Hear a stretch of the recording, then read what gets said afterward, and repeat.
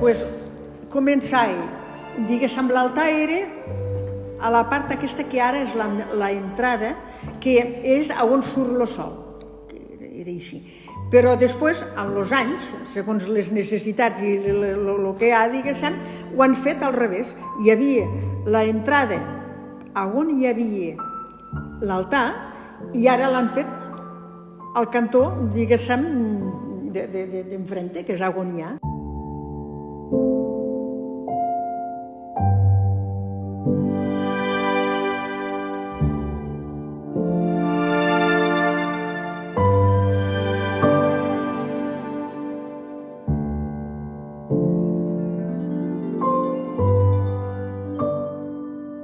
La planta romànica de l'església, del segle XIII, era rectangular i tenia aproximadament una dimensió de 20 per 10 metres. Posteriorment, va tenir un seguit de transformacions, sent les més destacades al segle XIV i al segle XVI, quan es fan dues capelles gòtiques, i al segle XVIII s'afegeixen dues capelles més d'estil barroc. Altres reformes han estat al segle XVII, l'obertura de la porta a l'est, on en època romànica hi havia l'altar, i al segle XX se li afegeix un absis semicircular a la part occidental, així com es restaura una porta romànica al nord que esdevé en l'entrada habitual en l'actualitat.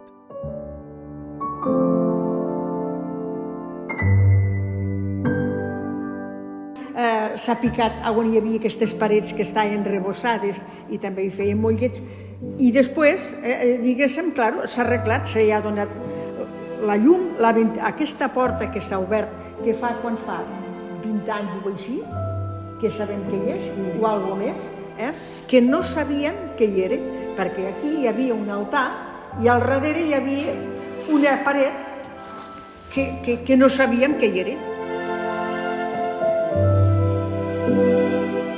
És els pocs recursos que es tenia, diguéssim, per a poder fer obres. Era un poble petit, era un poble que estàvem al secar en una zona molt pobra, que la gent se fos molt treballador, però els recursos de la gent eren molt limitats pel lloc on estava ubicat el poble.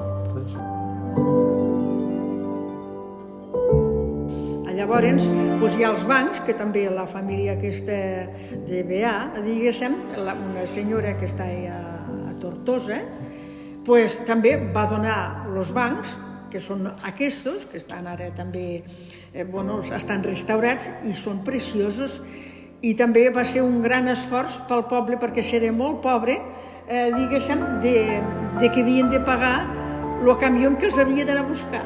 I se va poder fer gràcies a unes senyores que se'n cuidaven i que una va donar 2 litres d'oli, l'altra va donar... Vull dir, clar, això ara te sembla que és una altra...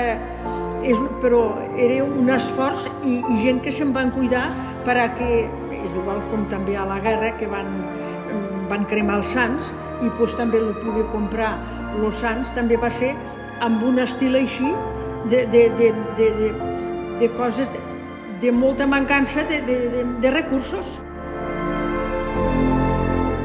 Llavors aquí hi havia el retable aquest que està al Museu de Lleida,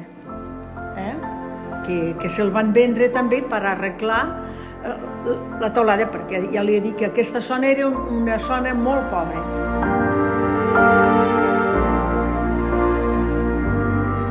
I, diguéssim, quan va vindre que van limpiar, que va ser també una cosa molt important, perquè està com arrebossat el techo, que és de pedra, que és l'original, està també molt brut. I l'empresa aquesta que ho va fer, hi havia un xino, un xinet, ja ho vas veure, que era poqueta cosa, però feia una bona feina. Y eso fue, por lo visto, un sacerdote de Barcelona, como la instalación eléctrica estaba tan mal, hicieron un acuerdo con el párroco de aquí de llevarse las imágenes de aquí a cambio de arreglar. De fer.